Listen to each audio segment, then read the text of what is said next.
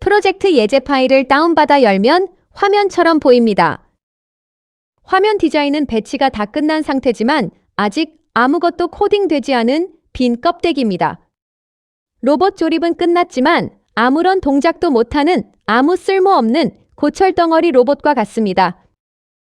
자, 이제부터 코딩을 해서 손가락도 움직이고 목도 움직이고 걷기도 하는 로봇을 만들어 봅시다. 코딩을 해줘야 하는 내용들이 많이 있지만 맨 먼저 메인 폼에 관한 세팅을 먼저 해줍니다.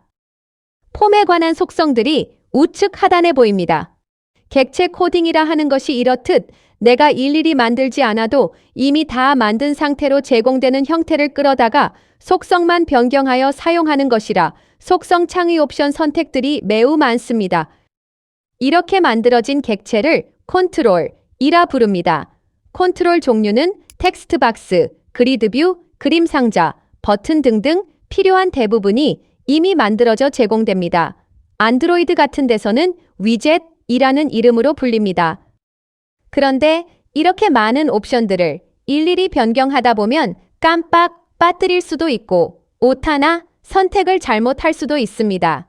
또 폼을 만들 때마다 일일이 다시 해야 하는 불편함도 있습니다. 변경 안 해도 되는 기본 내용은 그대로 두고 꼭 필요한 내용만 코딩으로 변경해 줍니다. 코딩할 때 me라고 하는 것은 현재 작업 중인 폼을 대신하는 말입니다. 그러므로 폼의 속성을 설정할 때 폼 이름 대신 폼의라는 뜻으로 me 뒤에 점을 붙이면 됩니다. me의 배경색은 흰색이라고 설정합니다. 윈도우 창 타이틀도 저렇게 해주면 됩니다. 그런데 me의를 계속 사용하면 보기도 싫고 한눈에 파악하기도 힘들 수 있습니다.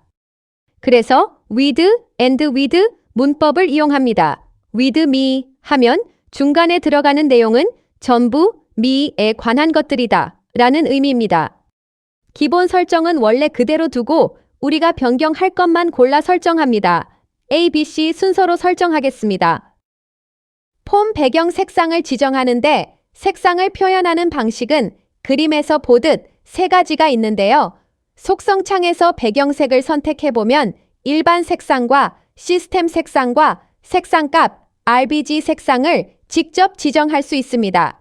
속성 창에서 색상을 선택, RGB 값을 복사, 붙여 넣을 수도 있습니다. 폼 스타일을 지정합니다. 폼은 사이즈를 조정할 수 있는 모양과 크기를 조정하지 못하는 고정형 모양과 상단 타이틀 바가 없는 바탕 화면만 있는 노온 방식이 있습니다. 크기를 조정하지 못하는 고정형 모양으로 해줍니다. 키 프리뷰라고 하는 것은 폼에 어떤 키가 눌러졌는지 감시할지를 정하는 것인데요. 엔터나 F1 등 키가 눌려졌을 때 어떤 동작을 하기 위해서는 키 프리뷰를 Yes로 해줘야 합니다. 이렇게 하지 않으면 키를 눌러도 정해진 동작을 하지 않고 무시될 것입니다. 상단 타이틀바에 보이는 최소화, 최대화, 닫기 3개의 버튼 중 최대화 버튼을 보이지 않게, 최소화 버튼은 보이게 설정해 줍니다. 처음 화면의 크기를 설정할 수 있는데요.